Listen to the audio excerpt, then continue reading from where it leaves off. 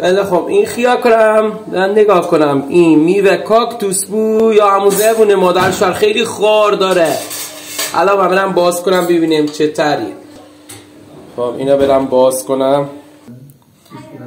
خب حالا اینا باید اینجوری چون خار داره. خب این میوه کاکتوسه یا زبون مادر شوهر میگن. دست اگر به این بزنه پر خاره، خارا یه ریز داره. الان اینا باید اینجور کنیم بعد اینجور بخوریم. ببین با ببینیم مزه چیشی میده. ساکت باش بابا. من چیه این؟ تو فقط فیلم ببین. یه رو بالاتر همینجا نگاه.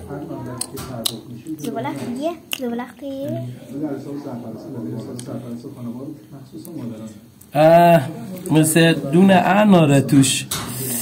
اما هم بوه سکا خوشمزه خیلی. تو روشه نه مزه چیزی میده. ببین این زغلخته. ببین زغل عین اناره که مزه زغلخته میده. اینا با قشنگ گرفتی.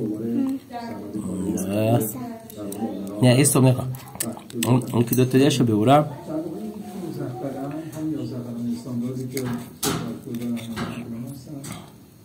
این بزرگیه رو ببین بگی. ها خوبه. خب نه میخوام قشنگ فیلم نشون بده. نه ببین چطوره. خوب مزه خیلی ترشی داره. مثل وقتی مخوری مثل اناره مزه یه زغلخ داره. امتحان کنید، بخرید امتحان کنید ببینید چطوره.